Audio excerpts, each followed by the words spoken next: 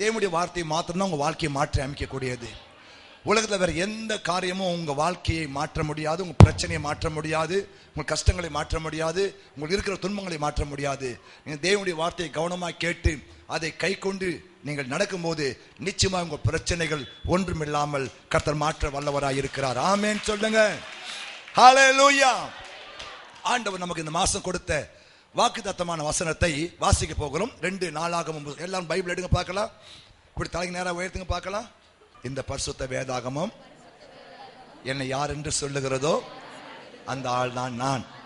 இந்த பரிசுத்த வேதாகமம் எனக்கு என்னவெல்லாம் உண்டு என்று சொல்லுகிறதோ அது எல்லாம் எனக்கு உண்டு. இந்த பரிசுத்த வேதாகமம் என்னால் என்னவெல்லாம் செய்ய முடியும் என்று சொல்லுகிறதோ அவை எல்லாவற்றையும் நான் செய்வேன். இந்த பரிசுத்த வேதாகமத்தின் வார்த்தை மூலமாய் நான் ஆசீர்வதிக்கப்படுவேன். ஆமென். தம்மை பற்றி உத்தம இருதயத்தோடு இருக்கிறவர்களுக்கு தம்முடைய வல்லமையை விளங்க பண்ணும்படி கர்த்தருடைய கண்கள் பூமி எங்கும் உலாவிக் கொண்டிருக்கிறது. ஆமென் சொல்லுங்க. புரியுதா உங்களுக்கு? இது ஆண்டவர் சொல்றாரு, என்னை பற்றி உத்தம இருதயத்தோடு இருக்கிறவர்களுக்கு அவருடைய வல்லமை எல்லாம் விளங்க பண்ணுவாராம். ஆமென். கவனிங்க. இப்போ எனக்கு ஒரு வல்லம் இருக்கு. இப்போ நான் வந்தா இந்த பையனை அடிச்சிடுவேன், ஆனா அவர் அடிக்க முடியாது என்னால. இந்த தம்பி நான் என்ன பண்ணுவேன், சண்டைக்கு வந்தானா ஒரே குத்து அவனை அடிச்சிடுவேன், ஆனா அவரை என்னால பண்ண முடியாது. இப்போ அவர் இருக்காரு, அவரோட ஒரு பலசாலி ஒத்துருப்பாரு, அவரு என்ன பண்ண அவரை அடிச்சிடுவாரு. அப்போ இந்த உலகத்துல பாத்தீங்கன்னா வல்லமை உள்ள மக்கள் இருக்கிறாங்க, வல்லவனுக்கு வல்லவனும் இருக்கிறான். ஆமென். ஆனா எல்லா வல்லமைக்கு மேலான வல்லமையுடைய ஒரு தெய்வம் உண்டானால் நீங்கள் நானும் ஆராதிக்கிறேன் ஆண்டவராகிய இயேசுநாதர் ஒருவர் மாத்திரமே. ஆமென் சொல்லுங்க. கவனிங்க. இன்னைக்கு கிறிஸ்தவ மார்க்கம் குந்தி நடக்குது. அல்லது கிறிஸ்துவ மக்களுக்குள்ள தேவனை குறித்து தானே இன்னும் அந்த பழைய ஏற்பாட்டு காலத்துல, அந்த புதிய ஏற்பாட்டு ஆரம்ப காலத்தில் இருந்த அந்த பயபக்தி, அந்த உண்மை இல்லையா, அந்த நடுக்கெல்லாம் இப்ப எல்லாமே போயிடுச்சு. காரணம் என்னன்னா ஆண்டவருடைய வல்லமை எல்லாம் குறைஞ்சு போயிடுச்சு. ஆண்டவர் இப்ப எதுவுமே செய்வது கிடையாதுன்னு சொல்லி அவங்க தங்க உள்ளத்திலே சிந்திக்கிற காரியம் தானே தவிர வேற வென்றுமே இல்லை. நான் சொல்லட்டுமா, அன்னைக்கு ஆண்டவருக்கு என்ன வல்லமை இருந்துச்சோ அதே வல்லமை இன்றைக்கும் ஆண்டவருக்கு இருக்கிறது. ஆமென் சொல்லுங்க. அல்லேலூயா. அன்றைக்கு ஆண்டவர் என்னென்ன அற்புதங்கள் அடையாளங்கள் செய்தாரோ இன்றைக்கும் ஆண்டவர் அற்புத அடையாளங்கள் செய்து கொண்டுதான் இருக்கிறார். அல்லேலூயா. நல்ல கையத்தை ஆண்டு மையப்படுத்துங்க. தேவனுடைய வல்லமையை இன்றைக்கும் கிரியை செய்கிற என்பதை குறித்து ஒரு 4 சாட்சியில் சொல்லிவிட்டு என் செய்தியை நான் ஆரம்பிக்க விரும்புகிறேன். உத்தரப்பிரதேசம் என்ற மாநிலத்தில் பொக்ராயன் என்ற இடத்திலே லாலா ராம் என்கிற ஒரு சகோதரனும் அவருடைய மனைவியும் தேவனுக்காக தன்னார்வமாக ஊழியம் செய்து கொண்டிருக்கிறார்கள். அவர்கள் ஒரு நாள் ஊழியத்துக்கு கணவன் மனைவி 2 பேருமே புறப்பட்டு போய்விட்டார்கள். அவங்களுக்கு இருந்த 1.5 வயது குழந்தையை வீட்டிலே வைத்து பூட்டி விட்டு ஊழித்து போயிட்டாங்க. ஏன்னா வெயில் அவ்வளவு கொடுமையா இருக்கிறது. 1.5 வயசு குழந்தை கொடுமையா இருக்கிறதுனால இந்த வெயில் அந்த குழந்தை தாங்கான்னு சொல்லி குழந்தைய வீட்டில் விட்டுட்டு அவங்க 2 பேருமே ஊழித்து போயிட்டாங்க. கவனிங்க. இந்த 1.5 வயசு குழந்தை அந்த வீட்டில் சுற்றி வரும்போது பார்த்தா அடுப்பாண்ட ஒரு பாட்டில் ஃபுல்லா மண்ணெண்ணெய் இருந்துச்சான். அடுப்பும் சூடாதனால இந்த குழந்தை பாருங்க அந்த மண்ணெண்ணெயை கொண்டு போய் அந்த அடுப்பில் ஊத்திட்டு இருக்குது. குழந்தைக்கு என்ன தெரியும், ஊத்திடுச்சு. நெருப்பு பத்து எரியுது, கொழுந்து விட்டு எரியுது. யாரெல்லாம் அந்த குழந்தை அந்த நெருப்பாண்டே நின்று ஓன்னு அழுது. வேற என்ன பண்ண முடியும்? திக்கற்றவங்களுக்கு தெய்வம் தானே தோண. ஆனா ஸ்தோத்திரம், அந்த குழந்தைக்கு எந்த ஒரு ஆபத்தும் இல்லாதபடிக்கு அவங்க அம்மா அப்பா திரும்பி வர வரைக்கும் அந்த குழந்தைக்கு எந்த ஆபத்து இல்லாம தேவன் பாதுகாத்தாங்க. கை தட்டுங்க பார்க்கலாம். இயேசு உயிரா இருக்கிறாரா? சாகல. மாத்திரமல்ல, அதே குஜராத் என்ற இடத்துல புதிதாக இயேசுவை ஏற்றுக்கொண்டு சபைக்கு வருகிற தினேஷ் பாய் என்கிற விசுவாசி, அவர் புற்றுநோயினாலே அவர் கஷ்டப்பட்டு வேலைக்கு போக முடியாம ரொம்ப கஷ்டப்பட்டு கொண்டிருந்தாராம். கவனிங்க. இது போன மாசம் நடந்த சாட்சி சொல்றேன். அப்படி கஷ்டப்பட்டு இருந்தவருக்கு பயங்கரமான கட்டி, இரவும் பகலும் அந்த கட்டி அவர் வேதனைப்படுத்துச்சு. அந்த வலியை வேதனை தாங்க முடியாம டாக்டர் போனாராம். அவரு டாக்டர் சொல்லிட்டாங்க, இந்த ஆபரேஷன் பண்ணாதான் சுகமாகும், அதுக்கு இவ்வளவு லட்சங்கள் செலவாகும் சொன்னோடனே அவர் பயந்து போய், இல்லையா அன்றாட காசு தினந்தோறும் ஒரு வேலையை பண்ணதான் கூலி, அதனால அந்த மனுஷனுக்கு ஒரு வழி இல்லை. அன்னைக்கு சாயங்காலம் அவங்க வீட்டுக்கு ஜெபம் பண்ண வந்த அந்த ஊழியக்காரங்கள்ட்ட அவருடைய கஷ்டத்தை சொல்லி ஜெபம் பண்ண சொன்னாராம். அந்த ஊழியக்காரர்கள் இரவெல்லாம் செபித்தார்களாம், கரிசனையோடு கூட ஜெபம் பண்ணிட்டு அவங்க போயிட்டாங்க. ஸ்தோத்திரம். அந்த மனுஷன் இரவெல்லாம் உறங்கி கால் எழுந்து பார்த்தா அந்த கட்டி இருந்த இடமே தெரியாம மறைந்து போய்விட்டதா, மறைந்து போய்விட்டது. அல்லேலூயா. இன்னைக்கு இயேசு உயிரோடு கூட தான் இருக்கிறார். ஆமென். நம்முடைய சென்னையில பாஸ்டர் எடிசன் சொல்லி ஒருத்தர் ஊழியம் செய்து கொண்டிருக்க. ஒரு முறை அவருக்கும் அவருடைய மனைவிக்கும் அமெரிக்கா தேசத்துல ஒரு அழைப்பு வந்து 2 பேருமே அமெரிக்காவுக்கு போய் அவங்க ஏர்போர்ட்ல இறங்கி அவங்கள கூப்பிட வர வேண்டிய ஆட்கள் வராம ரொம்ப நேரம் அவங்க ஏர்போர்ட்லயே அவங்க நின்று கொண்டிருந்தாங்களா. இரவு நேரம் ரொம்ப நேரம் நிற்கிறாங்க. எல்லாரும் போயாச்சு. இவருக்கு அங்க யாருமே தெரியாது, இல்லையா, யாருமே தெரியாது. அப்போ அவரும் மனைவியும் ஆண்டவரே, இந்த நடு ராத்திரியில இந்த ஏர்போர்ட்ல யாருமே இல்லையே சாமி, ஆண்டவரே எனக்கு ஒரு அற்புதம் செய்யுங்க, அந்த வர வேண்டிய மனுஷனை சீக்கிரமா கொண்டு வாங்க இப்படி சொல்லி அவர் ஊக்கமா ஜெபம் பண்ணி கொண்டிருந்தாராம். ஜெபம் பண்ணி முடிச்ச பிறகு பார்த்தா ஒரு டிப் டாப்பான மனுஷன், நல்லா அவர் முடி எப்படின்னா வெள்ளைக்கார முடி மாதிரி நல்லா அப்படியே புதுசா இந்த என்னது இந்த மாதிரி, இது ஷாம்பு இல்லை, இது டோப்பா முடி, பணத்தை கொடுத்து முடி கட்டி வச்சுக்கிறேன் பாருங்க, 3000 கொடுத்து முடி கட்டி வச்சுக்கிறான், பேய் மாதிரி இருக்குது. நைட்டில் பார்த்தா எல்லாம் பயப்படும். நைட்டில் உன்னை பார்த்தா எல்லா பிள்ளையும் பயந்துடும். அப்புறம் வேப்பில் தான் அடிக்கணும், அப்புறம் ஜபம் தான் பண்ணணும். நைட்டில் எங்கேயும் போவாதில்ல, வீட்டில் படுத்துக்கடை, ஏன்னா பேய் மாதிரி இருக்குது, பயமாக இருக்குது. எனக்கே பயம். காலை வந்து முதல்ல அவன் முகத்தில் நான் முழிக்கிறேன். சரி, நல்லா கர்லிங் ஹேர், நல்லா வெள்ளையர்னு முடி. ஒரு டிப் டாப் மனுஷன் வந்து ஹெல்ப் யூன்னு கேட்டாரா. நீங்க யாரு என்னன்னு.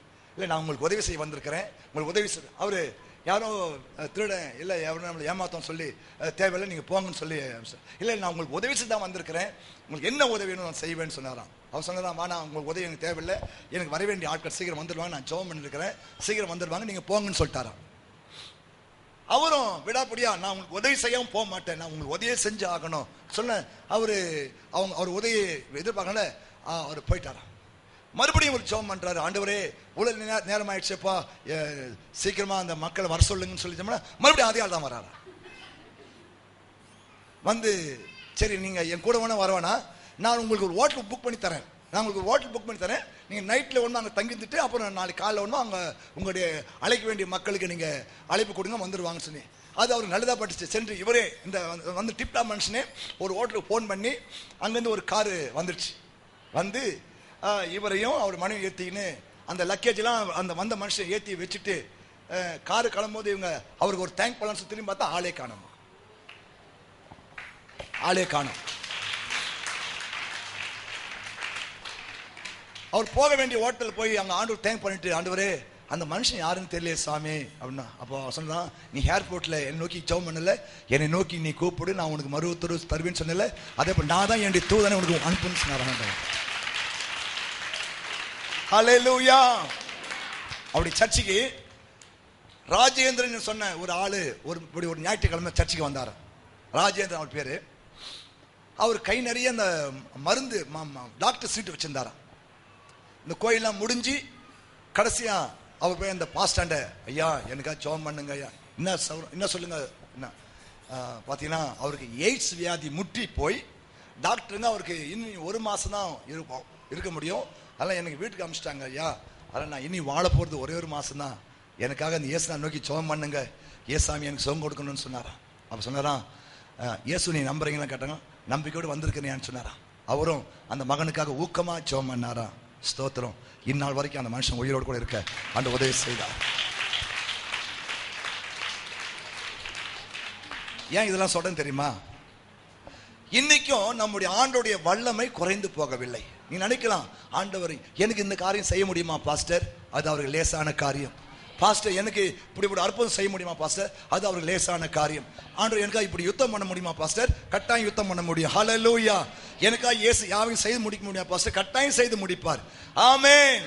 இந்த காலை ஆராதனைக்கு நீங்க என்னென்ன காரியத்தோடு வந்து ஆண்டவர் என் வாழ்க்கையில, என் குடும்பத்தில், என் பிள்ளைகள் வாழ்க்கையில, என்னோட புருஷன் வாழ்க்கையில, இல்லையா, என் தொழில, என் வியாபாரத்தில் ஆண்டவர் இந்த மாதிரி தம்முடைய வல்லமை விளங்க பண்ணி எனக்கு அற்புதம் செய்ய முடியுமா நீங்க கேட்டீங்கன்னா, அவரால் எல்லாமே கூடும் என்று நான் உங்களுக்கு சொல்ல விரும்புகிறேன். ஆமென்.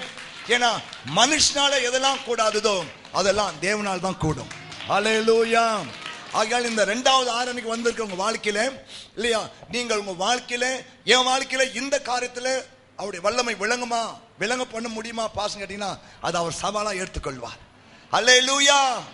ஏன்னா அவரால் எல்லாம் செய்ய முடியும். ஆமென் சொல்லுங்க.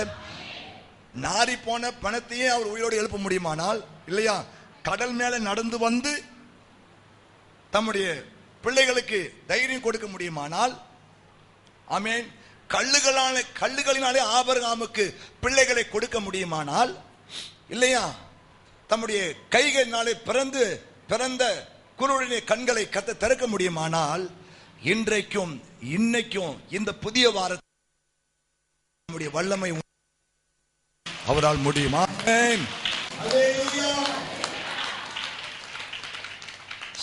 உன் வாழ்க்கையில் ஆண்டு என்னமா செய்யணும் எதிர்பார்க்கிற?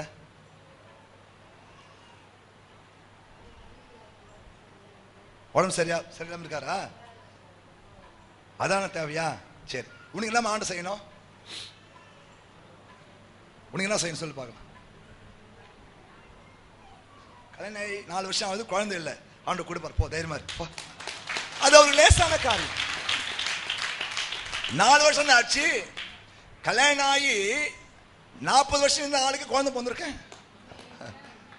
ஈசாக்கு கல்யாணம் ஆகி 20 வருஷம் குழந்தை பிறக்கல, புருஷன் மட்டும் ஜோம் பண்ணாங்க, குழந்தை பிறந்துருச்சு. ஓ, ஆபிரகாமுக்கு 25 வருஷம் பத்தி குழந்தை பிறந்துச்சு. ஆமென். உனக்கு 4 வருஷம் ஆச்சு, சீக்கிரம் பிறந்துரு, போ, கவலைப்படாத. ஏன்னா நம்ம ஆண்டவர் வல்லமை உடைய ஆண்டவர். ஹல்லேலூயா. அதுதான் ஆகாதது எதுவும் இல்லை, உம்மால் ஆகாதது எதுவும் இல்லை. அகிலம் அனைத்தையும் உண்டாக்கி ஆளுகிறீர், அகிலம் அனைத்தையும் உண்டாக்கி ஆளுகிறீர். ஆகாதது எதுவும் இல்லை, உம்மால் ஆகாதது எதுவும் இல்லை. ஆகாதது ஆமென் எதுவும் இல்லை, உம்மால் ஆகாதது எதுவும் இல்லை. துதி செய்ய தொடங்கினதும் எதிரிகள் தங்களுக்குள் வெட்டுண்டு மடிய செய்தி. ஆமென்.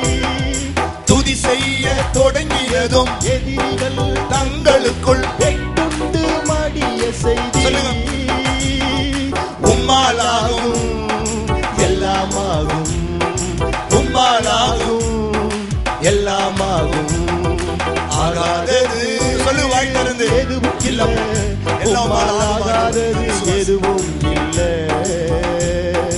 ஆகாதது எதுவும் இல்லை, உம்மால் ஆகாதது எதுவும் இல்லை.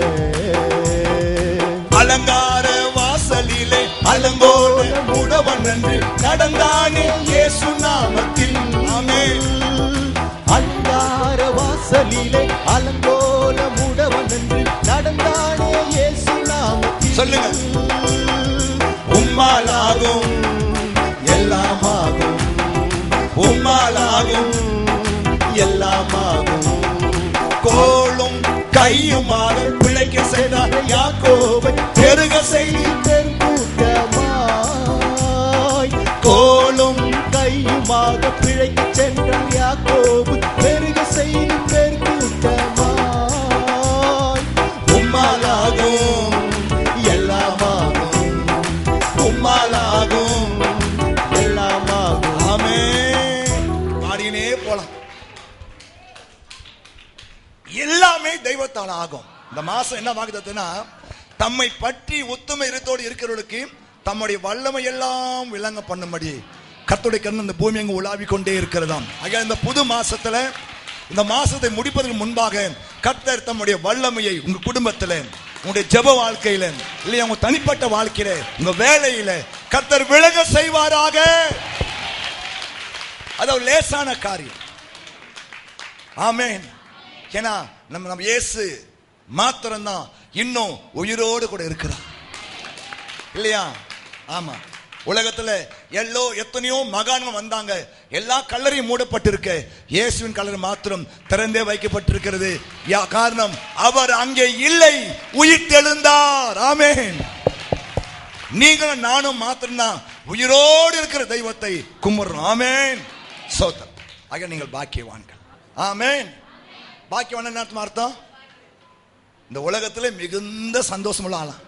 ஹல்லேலூயா. பாக்கியவான் என்ன அர்த்தம்? இந்த உலகத்திலேயே மிகவும் கொடுத்து வச்சாலும் அர்த்தமா? ஹல்லேலூயா. தோத்திரம் கைதட்டி சொல்லி பார்க்கலாம். சரி, ஆண்டவர் தம்முடைய வல்லமையை உங்க வாழ்க்கையில விளங்க பண்ண வேண்டுமானால் பைபிள் சொல்லுது, உத்தம இருதயத்தோடு நாம் இருக்க வேண்டுமாம். ஆமென். ஹல்லேலூயா. உத்தம இருதயம், அதுதான் நீங்க உங்களோட பேச போறேன். ஆண்டவர் உங்க வாழ்க்கையில இல்லையா? பைபிள் சொல்றது, மோசேக்கு ஆண்டவர் சொன்னாரு, இந்த பூமியிலே எந்த ஜாதிகளுக்கும் செய்யப்பட அதிசயத்தை நான் செய்வேன். ஆமென். இந்த பூமியில எந்த ஜாதியிலும் செய்யாத அதிசயத்தை நான் உனக்கு செய்வேன். இதெல்லாம் ஆண்டவர் ஆயத்தமா இருக்கிறார். ஆமென். நீ ஒண்ணுக்கும் கவலைப்பட வேண்டாம் இல்லையா? இல்லையா? நீ எதிர்பார்க்கிற காரியம் எதுவா இருந்தாலும் சரி, அதை செய்து முடிக்க தேவனுக்கு வல்லமை உண்டு என்பதை சொல்லிக் கொடுக்கிறார். ஆனா ஆண்டவர் உங்கள்கிட்ட எதிர்பார்க்கிற ஒரே ஒரு காரணம் தெரியுமா? அந்த உத்தம இருதயம். சொல்லுங்க, பர்ஃபெக்ட் ஹார்ட் ஆங்கிலத்தை போட்டிருக்கு. நேர்மையான இதயம், உண்மையான ஒரு இருதயம். அல்லேலூயா. இது உங்க வாழ்க்கையில இருக்கும்போது கவனிங்க, நீங்க முட்டி போட்டு சொல்ல கூட அவசியம் இல்லை, எஸ் செய்து முடித்து விடும். நிறைய காரியத்தை நான் யோசிச்சேன், ஜெபம் கூட பண்ணல, ஆசைப்பட்டிருக்கிறேன், ஜெபம் பண்ணல, அதை கண்ணால பார்த்திருக்கிறேன். ஆமா, சமயம் ஆண்டவரே இப்படி ஒரு காரியம் நடந்தா நல்லா இருக்குமேனா டக்குன்னு அது நடக்கும். ஆண்டவரே இப்படிப்பட்ட ஒரு நல்ல ஒரு ஆகாரத்தை சாப்பிடணும் யோசிச்சா பட்டுன்னு ஆண்டவர் தான் கொடுத்துருவாரு. ஹல்லேலூயா. இயேசு ஏன் தெரியுமா? நம்முடைய இருதயம் உத்தம இருதயமா இருக்குமானால் நம்ம கேட்கறதுக்கு முன்னாடியே இயேசு செய்ய அவர் வல்லவராக இருக்கிறார். ஆமென். நாம் இன்னைக்கு பார்க்க போறோம் உத்தம இருதயம் எப்படி இருக்கணும்னு சொல்லி உங்களுக்கு சொல்லி காட்ட விரும்புகிறேன். நீங்க எல்லாம் என்னோட சேர்ந்து பைபிள் எடுத்து பார்க்கலாம். ஆதியாகமம் 6வது அதிகாரம் 9ஆம் வசனத்தில் நாம் வாசிப்போம். நோவாவின் வம்ச வரலாறு. நோவாவின் வம்ச வரலாறு. நோவா தன் காலத்தில் இருந்தவர்களுக்குள்ளே நீதிமானும் உத்தமனுமாயிருந்தான். நோவா தேவனோடே சஞ்சரித்துக் கொண்டிருந்தான். ஆமா, அது மேல வசனம் சொல்லுது, நோவாவுக்கோ கர்த்தருடைய கண்களில் கிருபை கிடைத்தது. நோவாவுக்கோ கர்த்தருடைய கண்களில் கிருபை கிடைத்தது. நோவாவின் வம்ச வரலாறு. ஆமென் சொல்லுங்க. கவனிங்க, இந்த உலகத்திலே ரொம்ப நாள் வாழ்ந்தவர் யாருன்னா அந்த நோவா தான். எத்தனை வருஷம் வந்தா தெரியுமா? நோவா வாழ்ந்த வருஷங்கள் 969 வருஷம். 969 வருஷம். இவர் ஒரு ஆள் தான் இந்த உலகத்தை ரொம்ப நாள் வாழ்ந்தவர். ஆமென் சொல். ஏன் நோவாவுக்கும் கர்த்தருடைய கண்களிலே கிருபை கிடைத்தது. ஹல்லேலூயா. ஆமாப்பா, அந்த உலகத்துல எந்த ஒரு மனுஷனுக்கு எந்த ஒரு மனுஷிக்கு தேவனுடைய கண்களில் கிருபை கிடைக்குதோ அவன் பாக்கியவானா மாறிடுவான். ஆமென். அவன் ஏழையா இருந்தாலும் சரி, அவன் படிக்காத ஆளா இருந்தாலும் சரி, அவன் யாரா இருந்தாலும் சரி, கர்த்தருடைய கண்கள்ல அவனுக்கு கிருபை கிடைச்சிச்சுன்னா கவனிங்க, அவன் ஆண்டு தூக்கி டாப்ல வச்சு அலங்கரிச்சு வர அவனை. ஹல்லேலூயா.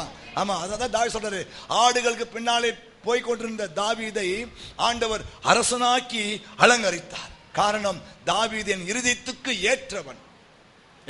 நீங்கள் நான் தேவனுடைய கண்களில் கிருபை பெற்ற மக்களா இருக்கிறோம். அவருடைய கண்களில் கிருபை பெற்று இருக்கிறோம். ஆகையால நிச்சயமா சொல்றேன், உங்களுக்கு தேவனுடைய கண்களில் கிருபை கிடைக்கும் போது நீங்க நினைக்கிறது, வேண்டிக் கொள்றது, ஜெபம் பண்றது எல்லாமே பெற்றுக்கொள்ள இந்த இயேசு உங்களுக்கு அனுக்கிரகம் பண்ணுவார். ஆமென் சொல்லுங்க. இந்த நோவாவுக்கு தேவனுடைய கண்களில் கிருபை கிடைச்சபடினால்தான் பாருங்க அந்த நாட்களில் வாழ்ந்த எல்லா மக்களும் செத்து போனாங்க. இந்த நோவாவும் மனைவி 3 பிள்ளைகளும் மருமக்கள் மாருமே காப்பாற்றப்பட்டார்கள் என்று வேதம் சொல்லுகிறது. ஹல்லேலூயா. ஆமா, நோவா காலத்துல இருந்த எல்லா மக்களும் செத்து போயிட்டாங்க. நோவா குடும்பம் தவிர மற்ற எல்லாமே அழிந்து போனது. ஆனா நோவாவுக்கு தேவனுடைய கண்கள் கிருபை கிடைச்சனால நோவாவின் சந்ததி வாழ்ந்து சுகமா இருந்தது. நோவாவின் சந்ததி மூலமா தான் இன்றைக்கு உலகத்திலே பெரிய ஜனக்கூட்டம் இருக்கிறது. நீங்கள் நானும் கேட்டா நோவாவின் சந்ததி என்று கூட சொல்லலாம். ஆமென், அல்லேலூயா. அப்போ கர்த்தருடைய கண்களில் கிருபை கிடைக்கும் போது, கர்த்தருடைய கண்களில் இரக்கம் கிடைக்கும் போது பாருங்க, நோவாவின் குடும்பம் ஆசீர்வதிக்கப்படும், பிள்ளைகள் ஆசீர்வதிக்கப்படுவார்கள், பிள்ளைகளுடைய சந்ததி பெருக ஆரம்பிக்கும், நன்மைகள் உண்டாக ஆரம்பிக்கும். ஆண்டவர் நிச்சயமா உங்கள் மூலமாக இந்த சமுதாயத்துக்கு பெரிய ஆசீர்வாதங்களை உங்கள் மூலமாக செய்ய தேவன் போதுமானவராக இருக்கிறார். ஆமென் சொல்லுங்க, ஸ்தோத்திரம். அப்போ இந்த நோவாவுக்கு கர்த்தருடைய கண்களில் கிருபை கிடைக்கிறது நம்ம காரணமா? நோவா இருந்த நாட்களிலே, என்ன கவனிங்க, நல்லா கவனிக்கணும். நோவா இருந்த நாட்களில் மக்கள் எப்படி இருந்தாங்களா? மக்கள் எப்படி இருந்தாங்க? பெண் கொண்டும் பெண் கொடுத்தும் குடித்தும் புசித்தும் ஜலப்பிரளயம் வந்து வாரி கொண்டு போங்க மட்டும் உணராதிருந்தார்கள். ஆமென். இயேசு சொன்னாரு, நோவா கால ஜனங்கள் எப்படி இருந்தார்களோ அப்படியே மனுஷகுமார் காலத்திலும் இருப்பார்கள். ஜனங்க அப்படிதான் இருக்கிறாங்க இல்லையா? பெண் கொடுக்கிறாங்க, பெண் பெண் பெண் கொண்டும் பெண் கொடுத்தும் குடிக்கிறான், குடித்து வெறித்து இல்லையா, புசித்து உணராத இருக்கிறாங்க ஜனங்க. அல்லேலூயா. இப்படிப்பட்ட மக்கள் நடுவில் தான் நீங்களாம் எப்படி வாழணுமா? நோவா உத்தமனும் சன்மார்க்கனுமாய் வாழ்ந்தான். கை தட்டுங்க பார்க்கலாம். இப்ப நம்ம ஆள் என்னன்னா, நானும் அவங்கள மாதிரியே இல்லையா குடிச்சு வெறிச்சு கும்மாளம் போட்டு நானும் உணர்வில்லாத இருப்பேன் இல்லையா? தேவைப்பட்டா கோயிலுக்கு வருவேன், தேவையில்லைனா கோயிலுக்கு வர மாட்டேன், தேவைப்பட்டா ஜெபம் பண்ணுவேன், தேவைப்படலாம் ஜெபம் பண்ண மாட்டேன், ஒழுங்கா கோயிலுக்கு வர மாட்டேன், வருஷத்துக்கு 3 முறை கோயிலுக்கு வருவேன், இல்லைன்னா கிறிஸ்துமஸ் ஈஸ்டரு அப்புறம் இப்படிதான் கோயிலுக்கு வருவேன். என்ன ஆண்டு ஆஸ்வதிக்கணும், 4 காரு கொடுக்கணும், 25 பங்களா கொடுக்கணும், எனக்கு இத்தனை சவ நகை கொடுக்கணும்னா ஆண்டவர் என்ன பண்ணுவாரு? போடா முட்டாண்டுவார்.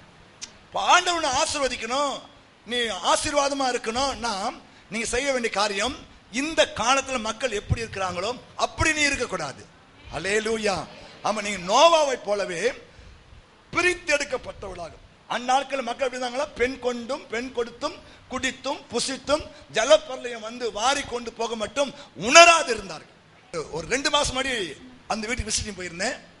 அப்போ அந்த வீட்டில் இருந்த அந்த அம்மா, அந்த வாலிப பொண்ணு டிவி பார்த்துன்னு இருந்தாங்க. என்ன பார்த்த உடனே, பாஸ்டர் இவ தான் பாஸ்டர் ஆன் பண்ணா, நானும் சேர்ந்து உட்காந்துட்டேன் பாஸ்டர்னு சொன்னாங்க. சரி ஓகே போ. அப்புறம் அந்த பிள்ளையை பார்த்து, ஏமா டிவி பார்க்கக்கூடாது, இந்த வாலிப வயசுல படி, வேற காரியம் செய்யி, ஜோம் பண்ணு, இது உன்னை சொல்லு, பல காரியம் சொல்லி அவளுக்கு ஜோம் பண்ணிட்டு வந்துட்டேன். நான் நினைச்சேன் அவன் இந்த காதலை வாங்கி இந்த காதலை விட்டுருவான்னு நினைச்சேன். ஆனா சோத்திரம், அன்னிலிருந்து டிவி பார்க்கறத விட்டாலாம். ஏ சார் கை தட்டுங்க, வாலி பொண்ணு. நமக்கு எங்க கொஞ்சம் இடிக்கிற மாதிரி தெரியல, இடிக்கணும். போன வாரம் அவங்ககிட்ட தான் ஆண்டு கார் கொடுத்துருக்காரு. அப்புறம் சும்மா ஒரு ஆண்டவர் பிகாம் செகண்ட் இயர் படிக்கிற பொண்ணு, இன்னும் மிஞ்ச போனா ஒரு 17 வயசு இருக்குன்னு நினைக்கிறேன். அவ டிவியை வெறுத்து ஏற்கனவே 2 மாசம் பார்க்காம இருக்கிறானா, அவளுக்கு ஆண்டவர் கார் கொடுப்பாரா இல்லையா? 24 மணி நேரமும் திறந்து வச்சுன்னு எல்லா சீரியலும் பார்த்து அழுது கண்ணீர் வடி இல்லையா? 24 hours டிவியே கெதியா இருக்கிறிய, உன்ன ஆண்டு ஆஸ்வதிக்க முடியுமா? கொஞ்சம் சொல்லுங்க. ஆமென். கவனிங்க, உண்மை அது ரொம்ப ஆச்சரியமா இருந்தது. ஏன்னா ஆண்டவர் தம்முடைய வல்லமை விளங்க செய்ய அவர் போதுமான. உலகத்தில் வந்த எந்த மனுஷனையும் அவரால் பிரகாசமாய் மாற்ற முடியும். ஆமென் சொல்லுங்க. அதனால இவனை மாற மாட்டான், இவன் சரியாக மாட்டான், உருப்பட மாட்டான் யோசிக்காத. கர்த்தரோட வல்லமை இறங்கி வந்துட்டா எப்பேற்பட்ட மனுஷனும் சூப்பரா மாறிடுவான். உங்களுக்கு ஒரு மனுஷனை காட்டுறேன் பாருங்க. பைபிள்ல புதிய ஏற்பாட்டில் ஒரு மனுஷன் இல்லையா, சுடுகாடே வீடு, அவனுக்கு உடம்புல ஒரு துணி கூட இருக்காது. அவன் மேல 6000 பேய் இருந்துச்சு. எத்தனை பேய்? ஒரு பேய் இருந்தாவே நமக்கு என்ன ஆட்டம் ஆடுது இல்லையா? ஒரு பேய் இருந்தாவே நம்மளால வீட்டுல படுக்க முடியாது, தூங்க முடியாது. இவன் மேல 6000 பேய். சங்கிலியால கட்டினா கூட அறுத்து போட்டுருவான். அவ்வளோ வல்லமை பிசாசு அவன் கொடுத்திருந்தது. ஆனா இயேசு அங்கே சென்றார். அவன் இயேசுவை பார்த்து ஓடி வந்தான். இயேசுவே, என்னை கெடுக்கவா வந்தீர் சொல்லி கேட்டான். நீ இந்த இவனை விட்டு புறப்பட்டு போன்னு ஏசு சொன்னாரு. அந்த 6000 பேயும் இல்லையா 2000 பண்ணிக்குள்ள போய் கடல் விழுந்து செத்தே போச்சு. பிறகு அவன் வஸ்திரம் தரித்தவனாக இயேசுவின் பாதத்தருகே உட்கார்ந்தான். கைதட்டுங்க பார்க்கலாம். இப்படி இயேசு மாத்த முடியுமா? முடியும். ஆமென். உங்க வீட்டுல உங்க வீட்டுக்காரங்க மாற முடியுமா? கட்டாயம் மாறுவார். ஹல்லேலூயா. அவர் ஒரு டச் பண்ணா போதும். ஆமென். துணி மாத்தி வீட்டுல உட்கார்ந்து கம்முனு உட்கார்ந்துப்பான். ஹல்லேலூயா, ஹல்லேலூயா. அதான் தேவனுடைய வல்லமை. ஆமென். இப்படிப்பட்ட வல்லமை நிச்சயம் உங்க வாழ்க்கையில வெளிப்படும். நீ கவலைப்படாத, தைரியமா இரு, சந்தோஷமா இரு, எதை குறித்தும் யோசிக்காத. ஆமென். நீ உத்தம இருத்தோடு இருந்தா போதும், கர்த்தர் வாழ்க்கையில் அற்புதம் செய்வார். ஆமென். இங்க பாருங்க, இந்த நோவா தன் காலத்துல இருந்த மக்களுக்கு உள்ள அவன் எப்படி இருந்தானா? அவன் கூட்டத்தோடு கூட்டமா போயில்ல, அவங்களோட அவங்களா போயில்ல, அவன் வேறு பிரிக்கப்பட்டவனாக இல்லையா? ஆமென். நான் கிறிஸ்தவன், இயேசுவை ஏற்றுக்கொண்டிருக்கிறேன், ஆகையால் நான் பிரிந்து வாழ வேண்டும், நான் சாட்சியாய் வாழ வேண்டும், நான் பரிசுத்தமாய் வாழ வேண்டும் இல்லையா, நான் தேவனுடைய பிள்ளையாய் வாழ வேண்டும் என்று அவன் தீர்மானித்து இல்லையா, அவன் வாழ்ந்தபடினாலதான் கர்த்தருடைய கண்கள் அவனுக்கு கிருபை கிடைத்தது. ஆமென் சொல்லுங்க. ஒரு வாலிப தம்பி, வயசு நான் 23 வயசு, அவன் இப்ப மிலிட்டரி ஆபீஸ்ல பெரிய ஆபீசர் ஆயிட்டான். எத்தனை வயசுல? பெரிய, அவன் தான் அந்த லாஸ்ட் கேட்டகரி. அதுதான் போன வாரம் அவங்க கூட விசிட்டிங் போயிருந்தேன். அப்போ என்ன தம்பி எப்படி வேலை எப்படின்னு கேட்டேன். பாஸ்டர் இப்போ நான் வந்து அந்த வேலையை விட்டுட்டு நான் தூர்தர்ஷன் போக போறேன் பாஸ்டர். ஏன்பா? மிலிட்டரி ஆச்சு, சென்ட்ரல் கவர்மெண்ட் ஆச்சு, அதுவும் சென்ட்ரல் கவர்மெண்ட் தான் பாஸ்டர், ஆனா இதுல ஒரு சிக்கல் இருக்கு பாஸ்டர். என்னப்பா சிக்கல் கேட்டேன். பாஸ்டர், இந்த வார கடைசியில எல்லாரும் என்ன பண்ணுவாங்க, தண்ணி அடிக்க எதனா பண்றதுக்கு போவாங்க.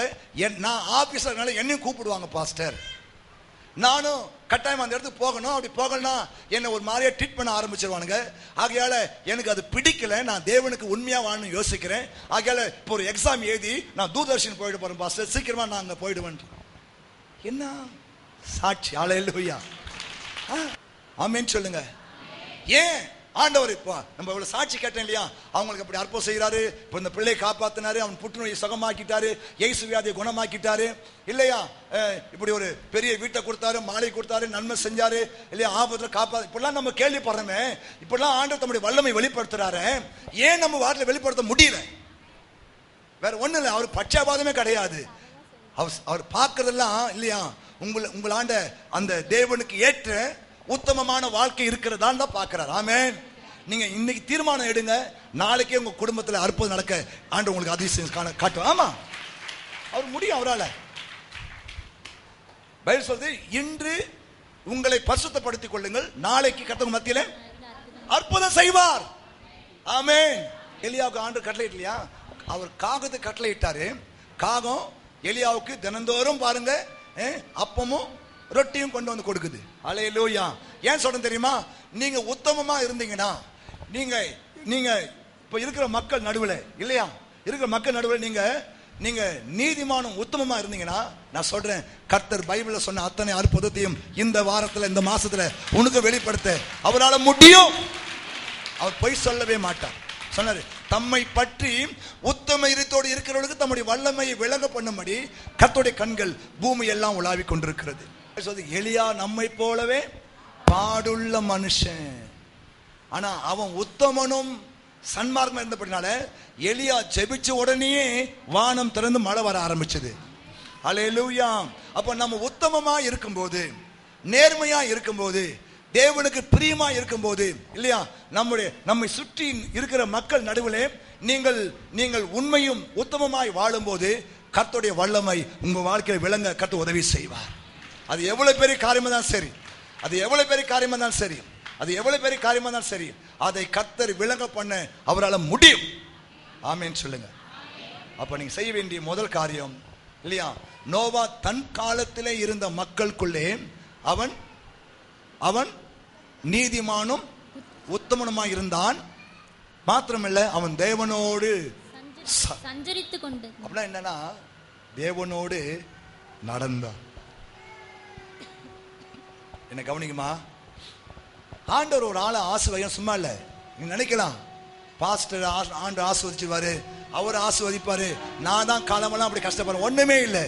உனக்கும் எனக்கும் அந்த உத்தமமான இருதயத்தை இருக்குமானால் நாளைக்கே கர்த்தர் உன் வாழ்க்கையில தம்முடைய வல்லமை விளங்க பண்ணி உன் தலையை நிமிர செய்வார், உன் தலையை அலங்கரிப்பார். அப்போ தேவனோடு சங்கீதம் நடத்தினா தேவனோடு பேசினான், தேவனோடு நடந்தான், ஐயா தேவனோடு அவன் இருந்தான். ஹல்லேலூயா. எத்தனை ஜெபம் பண்றீங்க? போய் சொல்லாம சொல்லுங்க. நான் தினந்தோறும் 1 மணி நேரம் ஜெபம் பண்றேன் பாஸ்டர். எப்படிங்க ஆண்டவர் நம்மளை பிளஸ் பண்ணுவாரு? எப்படி பிரச்சனை மாறும்?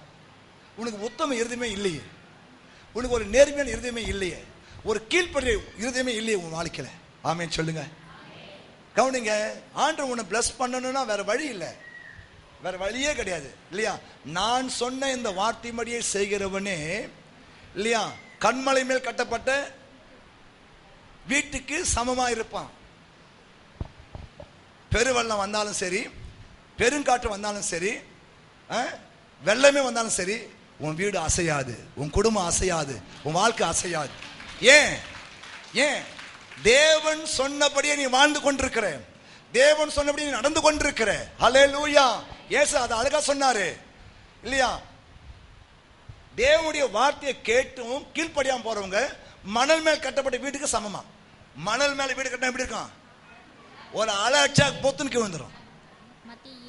இந்த ஜெபம் பண்ணாத ஆளு, இந்த 24 hours டிவி பார்க்குற ஆளு, 24 hours தேவனுடைய வார்த்தையை கேட்டு கீழ்ப்படியாம இல்லையா, வேதம் வாசிக்காம, ஊழியம் செய்யாம இல்லையா, ஜெபம் பண்ணாம இருக்கிறவங்க வாழ்க்கை மணல் மேல் கட்டப்பட்ட வீட்டுக்கு தான் சமமா இருக்கும்.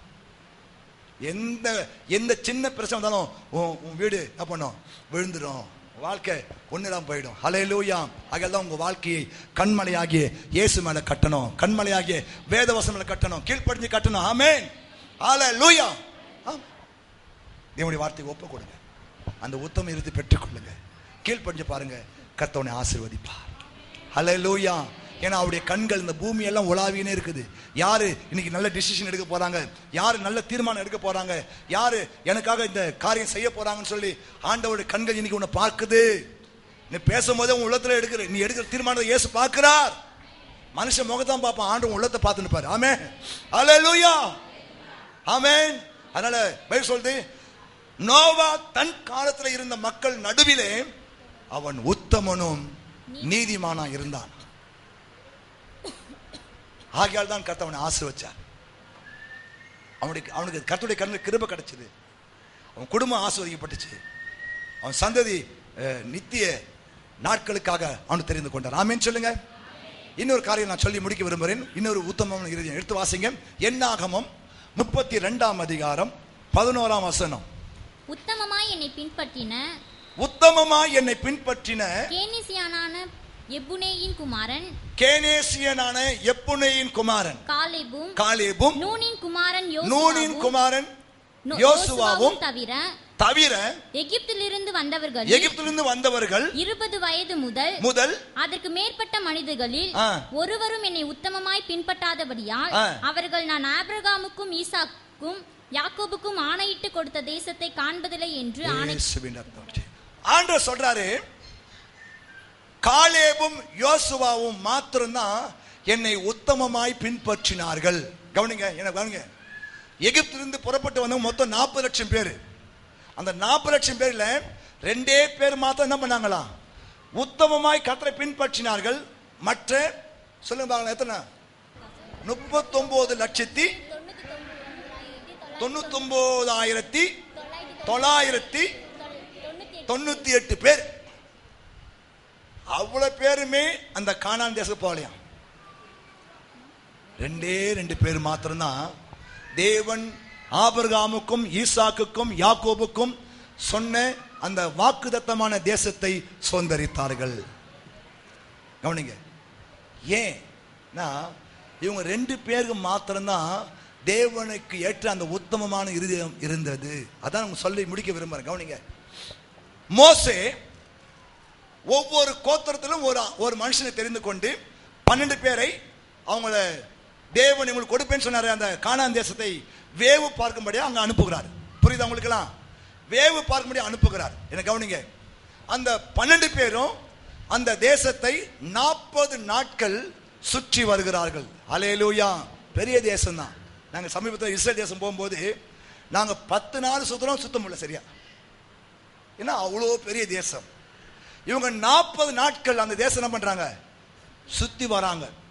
சுத்தி வந்து அந்த தேசத்துல தேவனுடைய ஆசீர்வாதமாகிய திராட்சை கொள்ளையை பார்க்கறாங்க. ஒரு திராட்சை கொள்ளையை வெட்டி 2 பேர் என்ன பண்றாங்க, அது தூக்கி வராங்க. கவனிங்க, ஒரு திராட்சை கொள்ளையை 2 பேர் தூக்கி வராங்கன்னா அப்ப எவ்வளவு பேர் கொள்ளையா இருக்கும்? புரியுதா அவனுக்கு எல்லாம்? புரியுதா அவனுக்கு? அப்போ அவ்வளோ ஆசீர்வாதமான ஒரு நாட்டில இருந்து வராங்க. 40 நாள் சுத்தி பார்த்துட்டு வராங்க. வந்த உடனே இப்ப மோசே கிட்ட ரிப்போர்ட்டை கொடுக்கணும். இது என்னாகமும் 13ஆம் அதிகாரத்திலும் என்னாகமும் 14ஆம் அதிகாரத்திலும் இருக்கிறது. நீங்க வீட்டில் போய் படிக்கணும். சொல்றாங்க. அப்போ அந்த 10 பேர் சொல்றாங்க, மெஜாரிட்டியா சொல்றாங்க, மோசே நாங்க போய் பார்த்த தேசம் நல்ல தேசம் தான், ஆனா நாம் அதை சுதந்திரிக்க முடியாது. ஏன்னா அங்கே ராட்சசர்களை நான் பார்த்தேன், ஏனாக்கின் புத்திரரை பார்த்தேன், நான் அங்க அவங்கள பார்த்தேன், இவங்கள பார்த்தேன்னு சொல்லி கவனிங்க. மோசேக்கு முன்பாக அவங்க சூழ்நிலைகளை பார்த்து, மனிதர்களை பார்த்து பயந்து போய் இல்லையா, அவங்க தேவையில்லாத அவிசுவாசமான வார்த்தை பேசி ஜனங்களை சோதனை உட்படுத்திட்டாங்களா. அந்த 14ஆம் அதிகாரம் 1ஆம் வசனம் வாசிமா. அப்பொழுது சபையார் எல்லாரும் கூக்குரலிட்டு புலம்பினார்கள். ஜனங்கள் அந்த ரா முழுதும் அழுது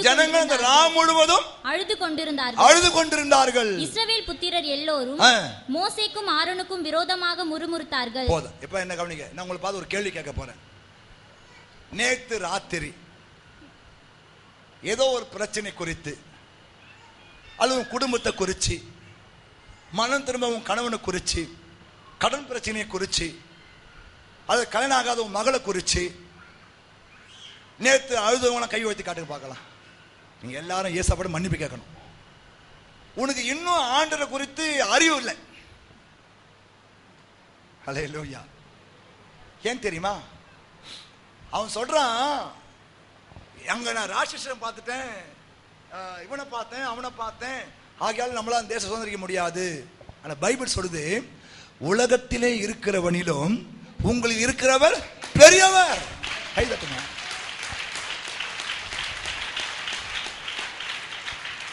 இயேசு பெரியவரா, உன் 2 லட்சம் ரூபாய் கடன் பெருசா?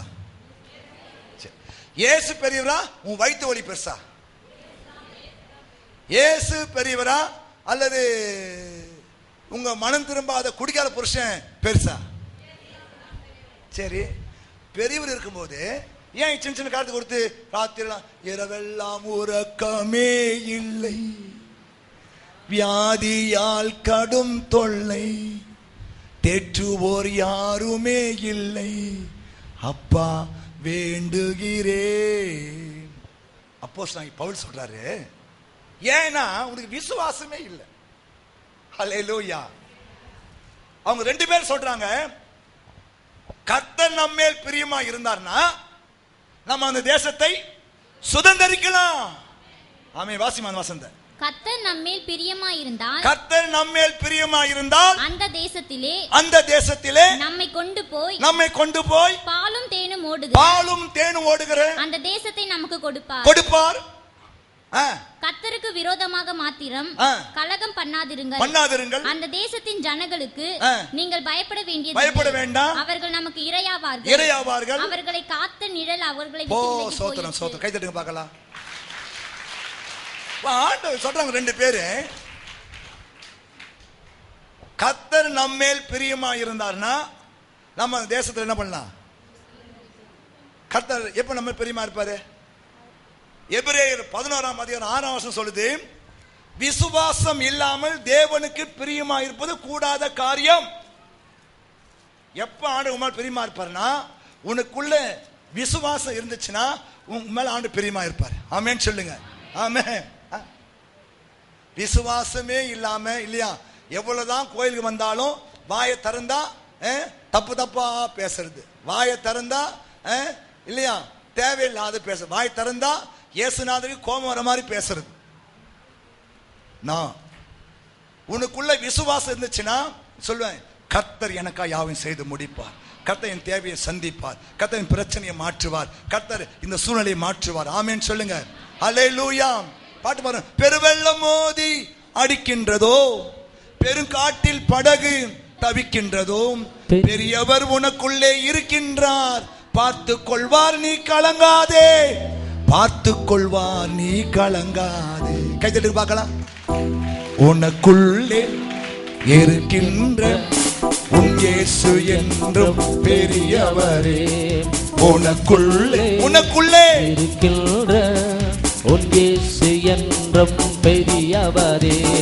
சூழ்நிலை எல்லாம் எதிரானதோ, சுற்றத்தார் எல்லாம் பகையானாரோ, சூழ்நிலை எல்லாம் எதிரானதோ, சுற்றத்தார் பகையானாரோ, வல்லவர் உனக்குள்ளே இருக்கின்றார், வலக்கரம் தாங்குவார் கலங்காதே, அவர் வலக்கரம் தாங்குவார் கலங்காதே. உனக்குள்ளே விசுவாசம் பாடு. உன் இயேசு பெரியவர், உனக்குள்ளே இருக்கின்ற உன் இயேசு என்றும் பெரியவரே. அப்போ உலகத்திலே இருக்கிறவனிலும் உனக்குள்ள இருக்கிற ஆண்டவர் பெரியவர் என்று நீ அறிஞ்சிருக்கிற. நாளை குறித்து கவலைப்படாத. அல்லேலூயா, ஆமென். இம்மட்டும் நடத்தின இம்மானுவேல் ஆகிய ஆண்டவர் இனிமேல் உன்னை நடத்துவார். ஆமென், அல்லேலூயா, அல்லேலூயா. அப்ப கவனிங்க, நீ செய்ய வேண்டிய ஒரே காரணம் தெரியுமா? பைபிள் சொல்லுது, 1 தீமோத்தேயு புஸ்தகத்துல வாசிக்கிறோம். அவர் சொல்றாரு, நான் விசுவாசித்திருக்கிறவர் இன்னார் என்று அறிவேன்.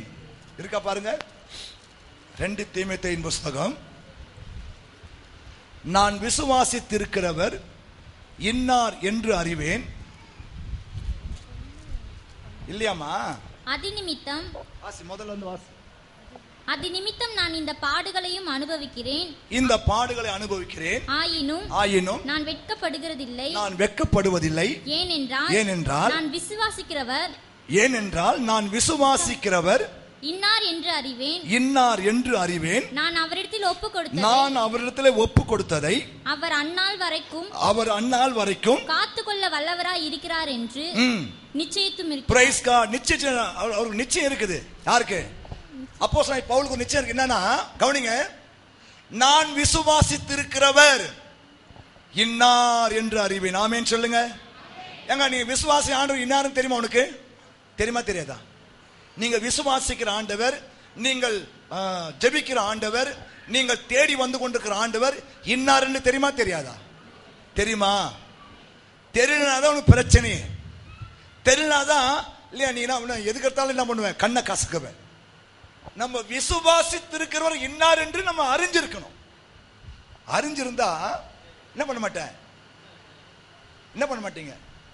எதை குறித்தும் கலக்கம் இல்லப்பா, எல்லாவற்றுக்காகவும் நான் நன்றி சொல்லுவேன், யார் மேலும் கசப்பு இல்லப்பா. ஆமென். அப்போ கவனிங்க, ஏன் இந்த காலேபையும் யோசுவாவையும் தேவன் ஆசீர்வதிச்சு கானான் தேசம் கொண்டு போனார்னா, அவங்களுக்குள்ள ஒரு உத்தமம் இருந்துச்சு. அவங்க சொல்றாங்க, நீ அதுக்கெல்லாம் பயப்பட வேண்டாப்பா, கர்த்தர் நம்மளால பிரியமா இருந்தாருன்னா நம்மளை அங்கே கொண்டு போய் சேர்த்துருவாரு இல்லையா? அதனால அவங்களுக்கு நீ பயப்பட வேண்டாம், அவங்களுக்கு காத்த நெல்ல போயிடுச்சு சொல்லி சொன்னா கூட இந்த 10 பேர் அதெல்லாம் முடியாதுன்னு சொல்லி இல்லையா, இவன் மாத்திரம் கெட்டது இல்லாம அந்த முழு குடும்பத்தையும் கெடுத்துட்டான், அங்க இருந்த அத்தனை பேரையும் கெடுத்துட்டான். அதுதான் என்னைக்கும் மெஜாரிட்டி பக்கம் போகக்கூடாது. நம்ம சிறுபான்மையோ சின்ன ஆளோ, நம்ம கூட வானத்தையும் பூமி படைத்த தெய்வம் இருக்கு. ஆமென். அதனால அந்த உத்தம இருதயம், அதான் விசுவாசம் உள்ள ஒரு இருதயம். உனக்கு கடுகளவு விசுவாசம் தான் போதும் இல்லையா? பைபிள் சொல்லுது, விசுவாசம் என்றால் என்ன தெரியுமா? தேவன் ஒருவர் இருக்கிறார். இருக்காரா? தேவன் இருக்காரா? தேவன் இருக்காரா இல்லையா? உலக சரித்திரத்தை மாத்தினவர்.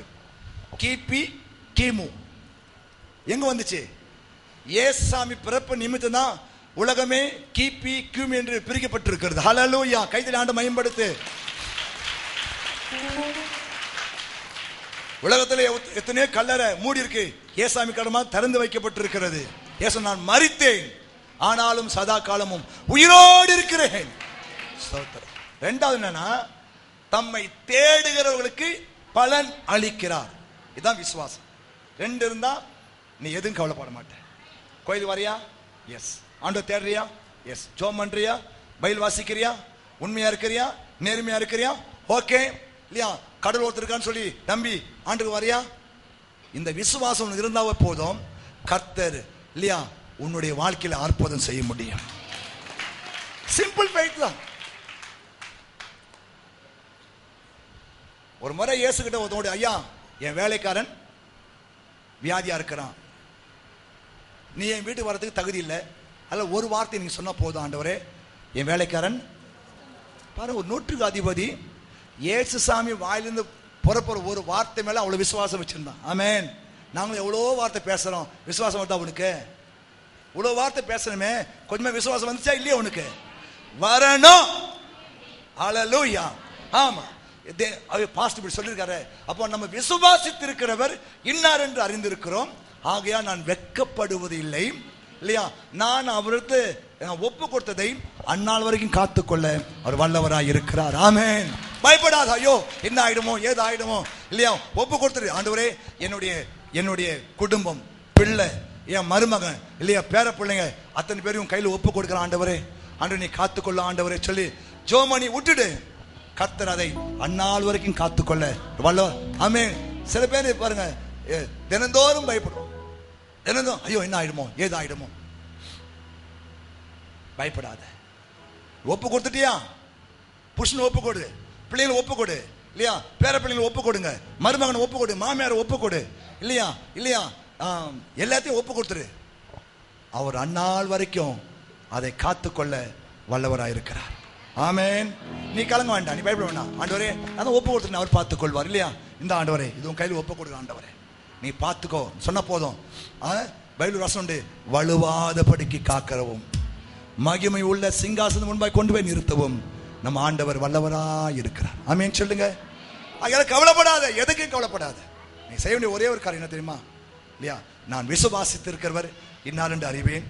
ஆண்டவரே இதோ என் வாழ்க்கை, என் குடும்பம் இல்லை என்னுடைய எதிர்காலம், நிகழ்காலம், பிள்ளை, பேரன் எல்லாத்தையும் கையில் ஒப்பு கொடுற ஆண்டவரே பார்த்து கொள்ளும் சுவாமி. ஒரே வார் சொல்லி முற்றிடு. கர்த்தர் அதை அந்நாள் வரைக்கும், எந்நாள் வரைக்கும், எந்நாள் வரைக்கும், இந்த உலகத்தின் முடிவு பரியந்தமும் அதை காத்துக்கொள்ள நம்ம ஆண்டவர் வல்லவராக இருக்கிறார். ஆமென் சொல்லுங்க. ஆமென் சொல்லுங்க. இந்த விசுவாசம் உனக்குள்ள இருக்கணும். அதான் ஒரு உத்தமமான இருதயம். ஆமென். நம்பிக்கை இருக்கணும். கடவுள் தேடினாலும் நம்மளை ஆண்டவர் ஆசீர்வதிப்பார். கடவுள் தேடினா, கடவுள் கோயிலுக்கு போனா கடவுள் நம்மளை ஆசீர்வதிப்பார். கொடுத்தா கர்த்தர் நம்மளை ஆசீர்வதிப்பார் இல்லையா? ஜெபம் பண்ணா கர்த்தர் நம்மளை ஆசீர்வதிப்பார். ஆமென். ஆலயத்துக்கு போனா கர்த்தர் நம்மளை ஆசீர்வதிப்பார். இந்த விசுவாசம் உனக்குள்ள வரணும். அல்லேலூயா. விசுவாசம் இல்லாம நீ தேவனுக்கு பிரியமா இருக்கவே முடியாது. ஆண்டவன் மேல பிரியமா இருக்கணும்னா நீ கடுகளவு விசுவாசம் உன் வாழ்க்கை வந்தாலே போதும். தேவன் ஒருத்தர் இருக்கிறாரு, அவர் நம்ம தேடணும்னா நம்ம பலன் கொடுப்பாரு. அந்த நம்பிக்கை, அந்த விசுவாசம் உனக்குள்ள இருந்துச்சுன்னா கர்த்தர் உன்னுடைய உத்தம குணத்தை பார்த்து உன்னை ஆசீர்வதிப்பார். ஆமென். பைபிள்ல கானானி ஸ்திரீ ஒரு அம்மா இருந்தாங்க. திரும்ப